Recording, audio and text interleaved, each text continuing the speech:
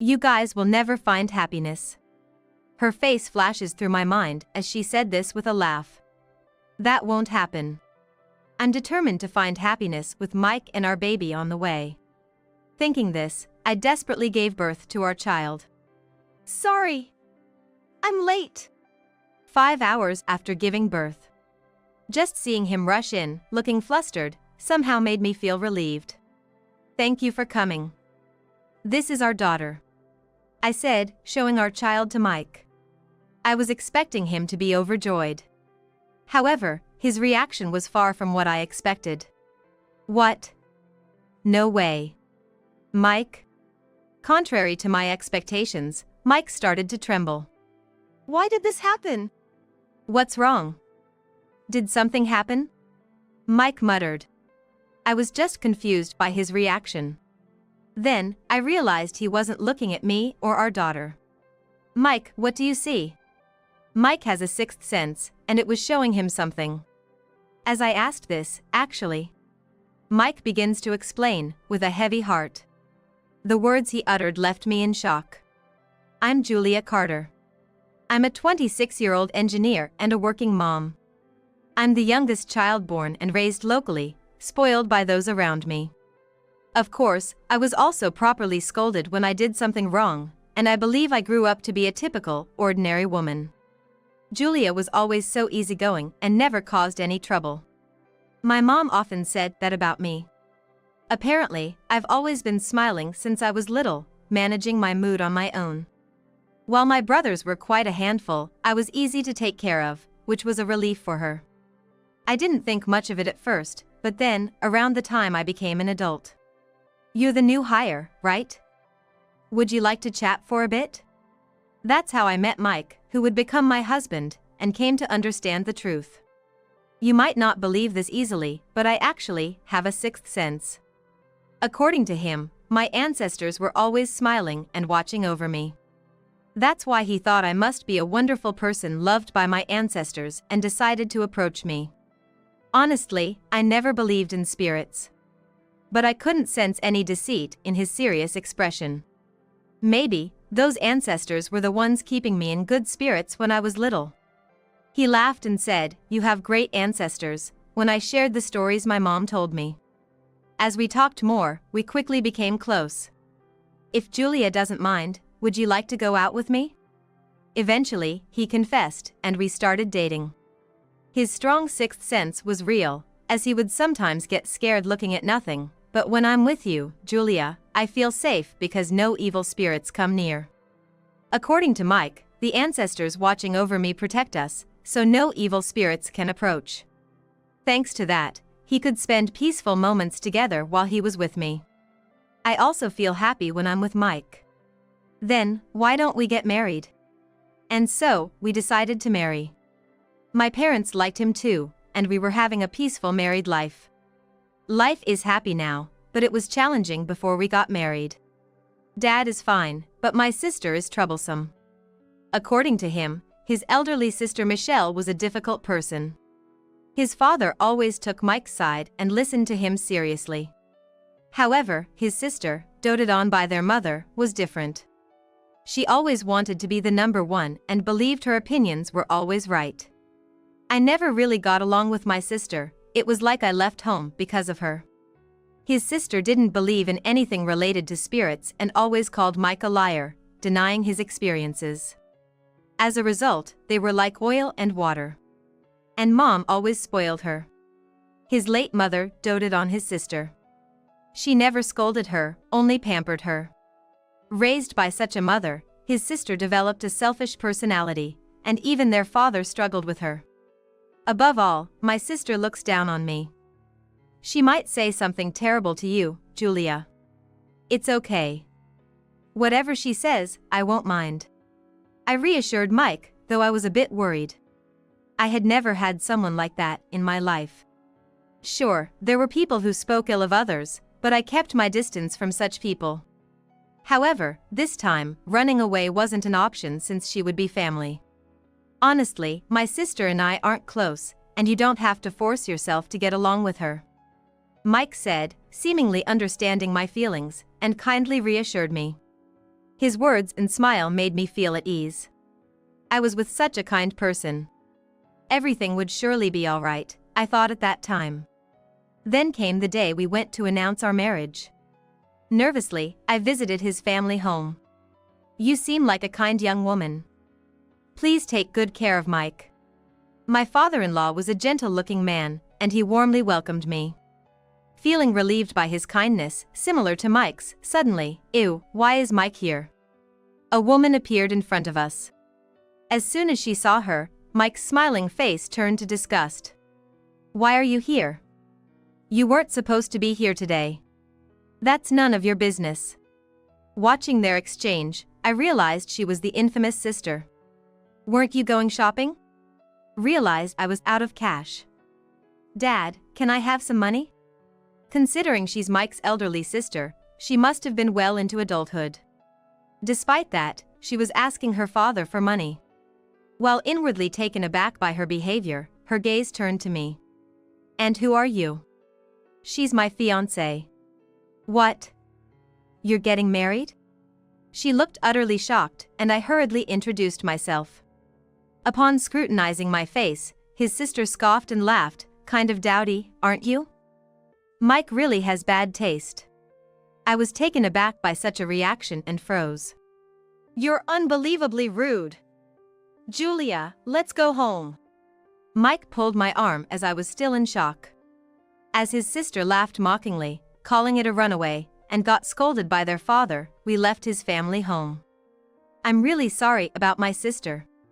Mike apologized profusely once we got back to our place. "Don't worry about it. It just caught me by surprise."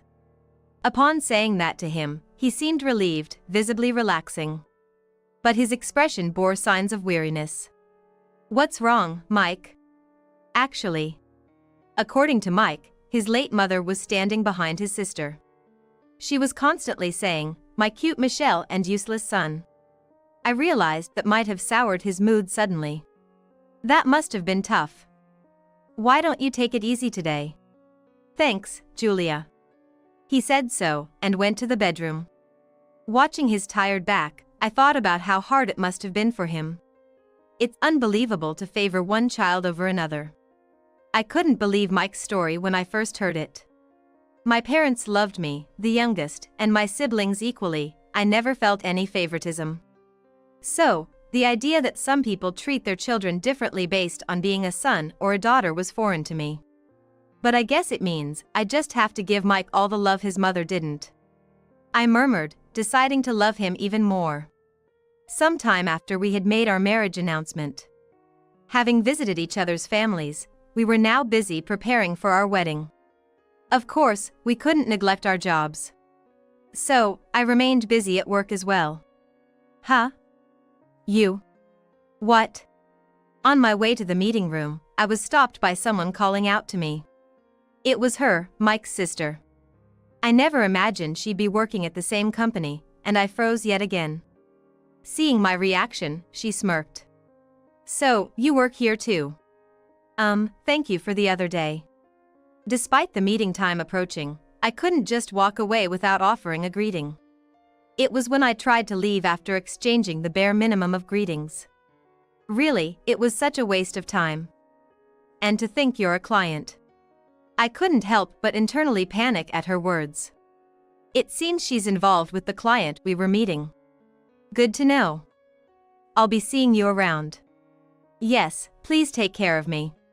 Somehow managing to respond in the moment, we headed to the meeting room while listening to her boast about how great she was. But her demeanor would change drastically during the meeting. "I'm looking forward to working with you, Julia. I've heard a lot about you. I'm glad we can work together." Both my boss and her boss, who accompanied her, expressed their expectations of me. Normally, I'd respond with full enthusiasm, but her glaring at me with a "despite being so dowdy" attitude made it hard to be genuinely happy. Then, her boss sighed deeply. "You should try to learn from her."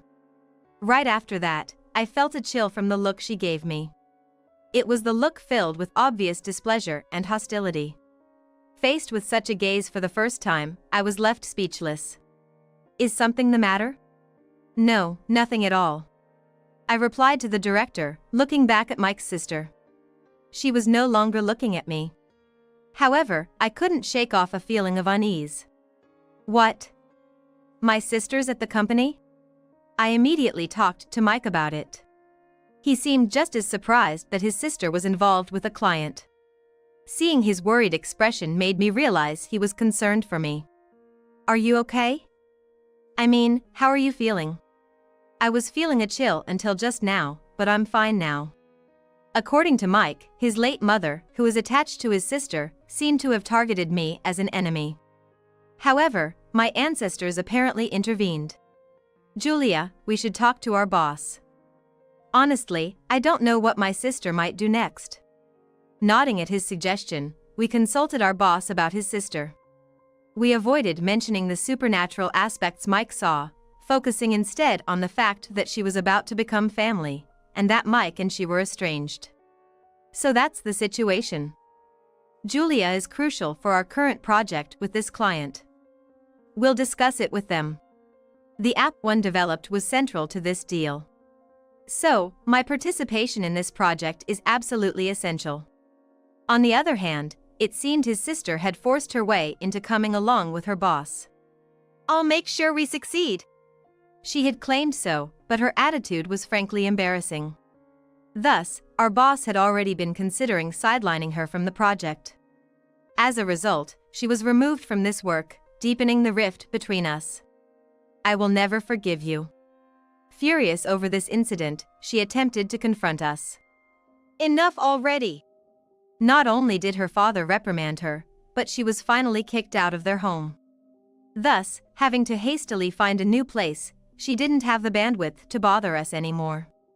You guys getting married? I'll never congratulate you. And you'll never find happiness. However, Mike's sister wasn't the type to back down.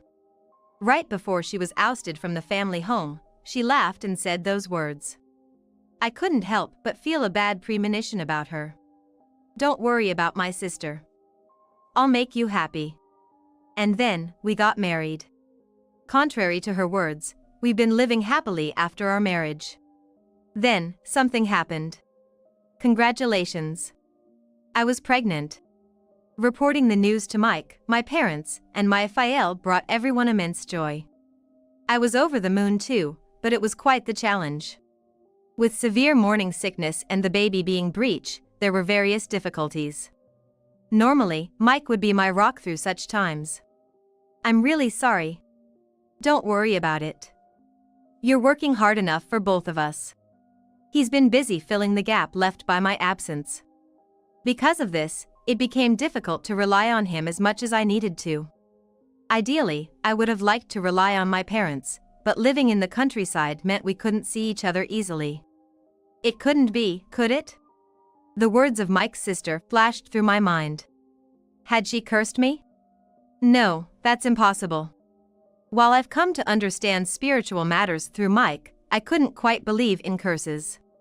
Even if there were a curse, I wouldn't let it defeat me. I murmured, stroking my belly as if making a vow. Perhaps thanks to this declaration, my child continued to grow healthily. And finally, the day arrived. Mom, you can do it! The birth was exceedingly difficult. My child wouldn't come out no matter how many hours passed. I gritted my teeth, fighting to stay conscious.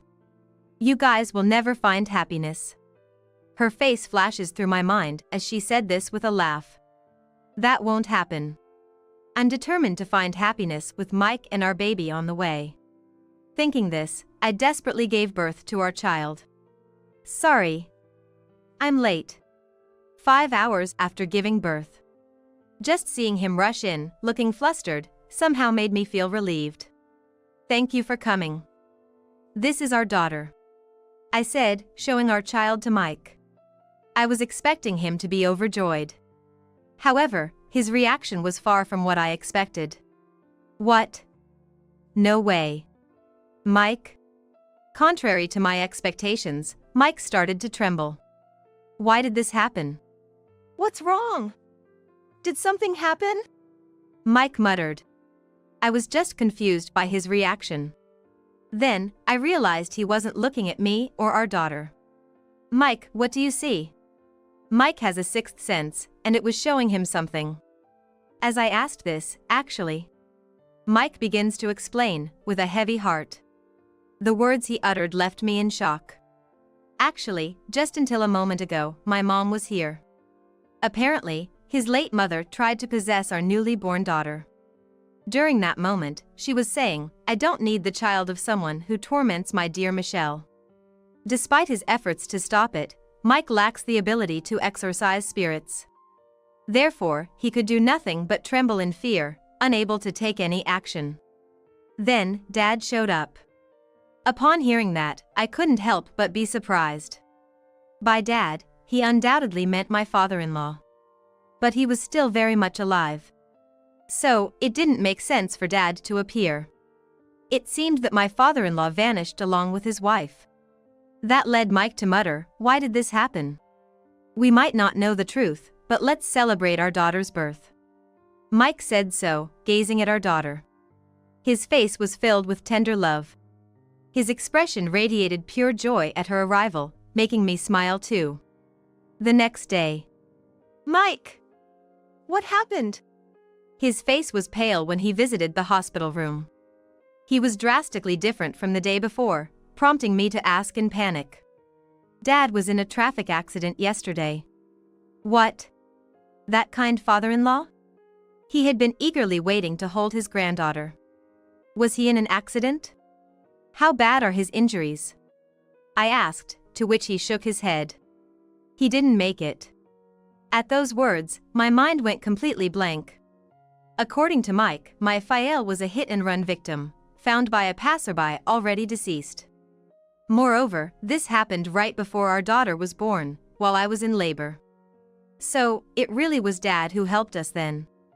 It might have been. I considered how kind my Fael was. He must have been concerned for me, surely watching over us. Just then, Mike's mother appeared, attempting to harm our daughter. "Your father protected us," I said, and Mike nodded, close to tears. The pain he was feeling must have been far greater than I could imagine. "Dad protected us. Now, it's my turn to protect you both." He said so, embracing me and our daughter. He seemed to have made a decision, his gaze fixed above me. Perhaps he was seeing something invisible to me again. "Mike, your ancestors are teaching me a lot. It's time to finally settle things with my sister." It took me months to understand why he mentioned his sister. After that conversation, we encountered no major issues, and I safely returned home. "Welcome back, Julia and Mila." Mike warmly welcomed us. Mila is our daughter's name. It is a blend of Mike's name and a character from mine. Our cherished daughter, precious to us both. If there was anything trying to harm her, we were ready to face it head-on.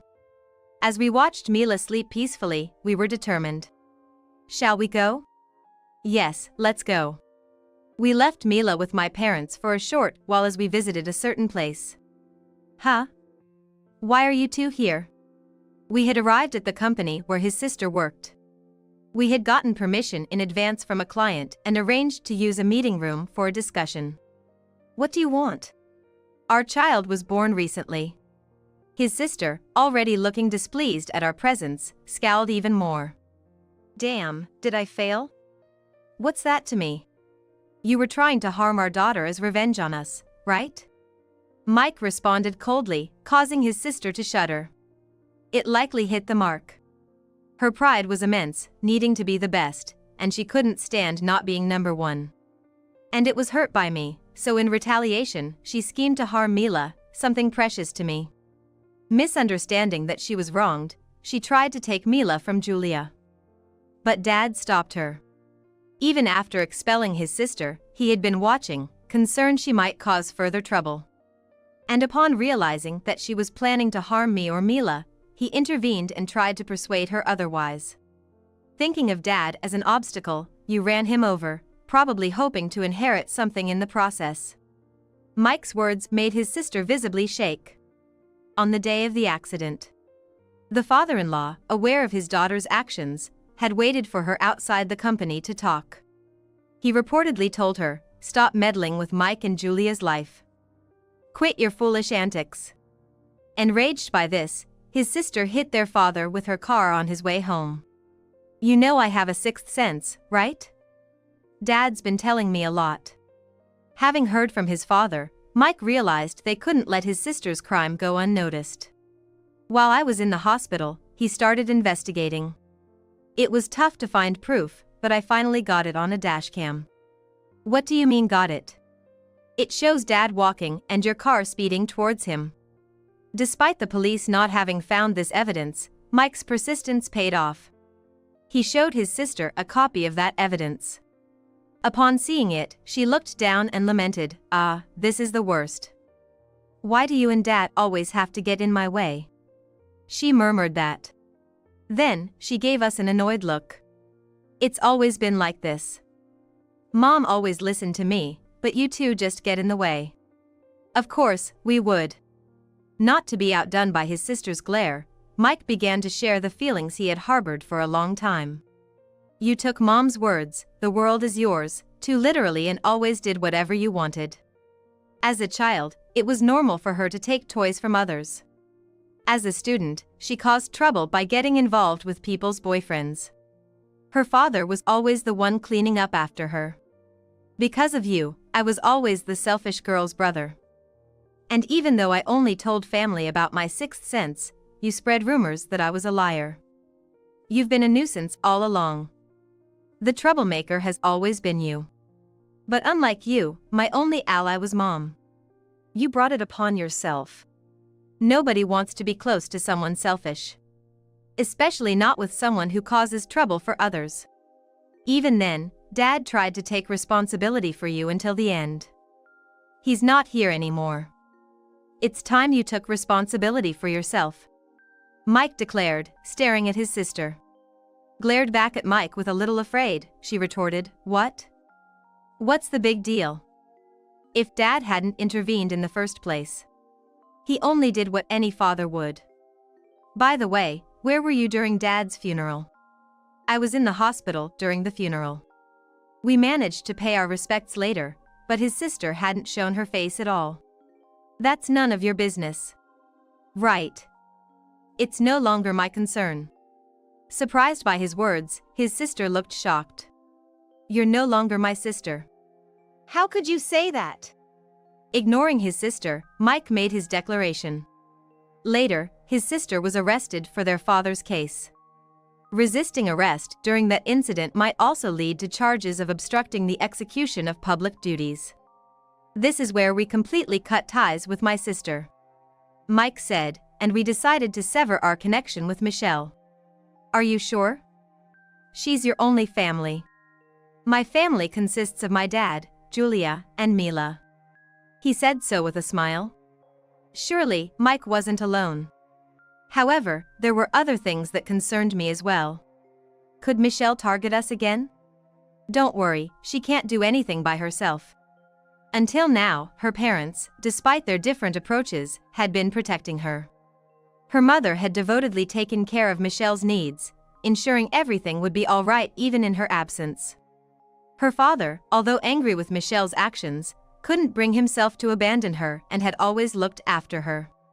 Losing both parents meant that she was struggling just to live on her own. So, keeping physical distance should be enough. Michelle was fired due to this incident.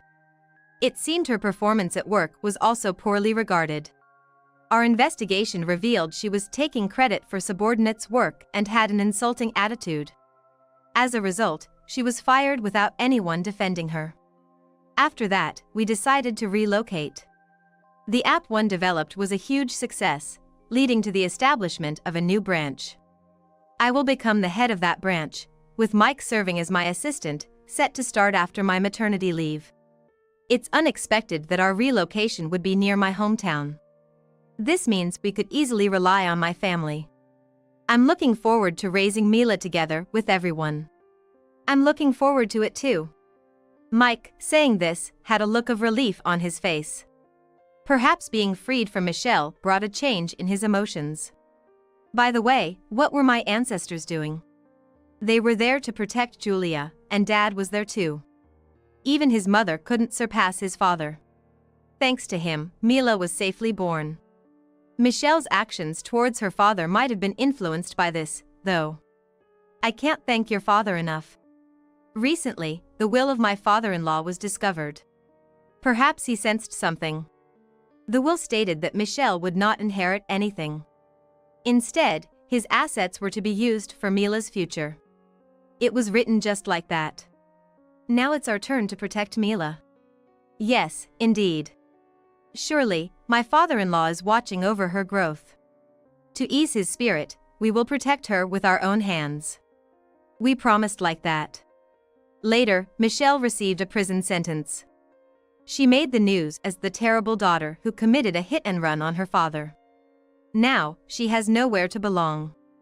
Even after her release, recognized everywhere, she'll have no place to go. And the family home is being sold. Since everyone has promised they won't disclose our whereabouts, we can focus on parenting without worries. While watching the news, I heard Mila crying.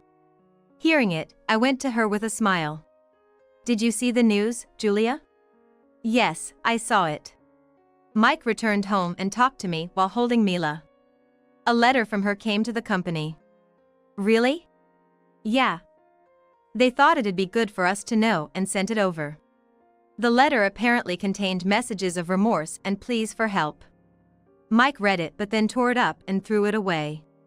After all the trouble and harm she's caused, it's absurd to expect help. I nodded in agreement. Years later. Mila, growing up healthily, brings joy to our lives as Mike and I balance work and family. Mommy, you know what? What is it, Mila? Grandpa says thank you. I was puzzled. Mila calls my father, her grandfather, Grandpa. The pronunciation felt a bit different, and I wondered if my father would specifically ask to pass a message like that. Where's Grandpa, Mila? When I asked her that, Mila pointed to an empty space with a determined yes. I remembered what my mother and Mike once said. Just like your mom, Mila. Just as I was said to have been favored by our ancestors. Similarly, it seems that my father-in-law is watching over Mila. Thank you, truly. Mommy? Let's have some snacks, shall we? Mila responded to my words with a smile. Seeing her like that brought me comfort once again. So, Dad's still watching over us, huh? I mentioned this to Mike as soon as he got back, and he mused deeply before responding. Maybe we should all go visit him soon. I smiled and nodded at his suggestion. And Mila cheerfully agreed with a yes. Then, on a long weekend a few days later, we visited the land where his parents' house once stood. Wow! Suddenly, Mike's gaze was drawn in a certain direction. Following his gaze, I saw a disheveled woman wandering aimlessly. Seeing her familiar figure, I couldn't help but wonder if it was her. Could that be Michelle? Probably. Mike responded to me, looking away from her. It seemed he had lost interest quickly. He lifted Mila into a cheerful embrace. I cast one more glance at the woman and followed Mike. Afterward, a former colleague confirmed it indeed was Michelle. She's barely getting by, juggling part-time jobs. She must be struggling significantly. She looked much older than her actual age, which made me feel a pang of sympathy. Mike would probably say she deserves no pity. Curse others, and you dig two graves. Maybe she's now facing the consequences of her actions. Her misfortune is likely to continue. It's because that's probably her comeuppance. Some time later, I learned from the ex-colleague that she had been arrested for theft. I should forget about her. I'll forget about Michelle and focus on finding happiness with my own family. I'm sure my father-in-law would have wanted to. Now, to get back to work. I have lots to do as the new branch manager. Even with Mike's help as my assistant, I know I have to give it my all. Also, I want to create a new app. What I'm envisioning is a game that even small children can play. Mila and I might have less time together from now on. Yet, if she could enjoy an app one made, we'd still share a connection. I thought so. That's a great idea. Let me help, it'll be a gift for Mila. He said this with a smile, appearing completely over the past. Inspired by his resolve, I decided to work hard too. Eventually, the app we created became popular worldwide. "I love this game," Mila exclaimed with a broad smile. And we were truly happy. Our efforts were recognized, and we achieved further success. Maybe cutting ties helped. Everything's going well. It's the result of our hard work. Indeed. We're ready to walk this path of happiness together. Several more years later. As a branch manager, I'm busy with the day-to-day hustle. "Mommy, Grandpa says not to overdo it." "Oops, sorry." She's still seen to see her grandfather. That might be something she has in common with Mike. "But he never appears in front of me," Mike added. Mike had seen his father only once when Mila was born. Maybe he's just shy. Maybe. After his mother passed and appeared as a spirit, Mike was quite frightened. His father speculated that knowing his fear, perhaps that's why he doesn't appear before him. "I wish I could meet him too." As I murmured that, a breeze passed between us. It seemed to affirm his unseen presence. "Dad. Mom. Hurry up." Okay. Mila called us with a beaming smile, and we responded with joy. Mila's quite the tomboy. "For now, I'm soaking up your love. I'll be a big sister soon." At those words, we looked at each other. Later, during a visit to the hospital, we discovered I was pregnant with our second child. We promised anew to embrace this new life into our happiness together.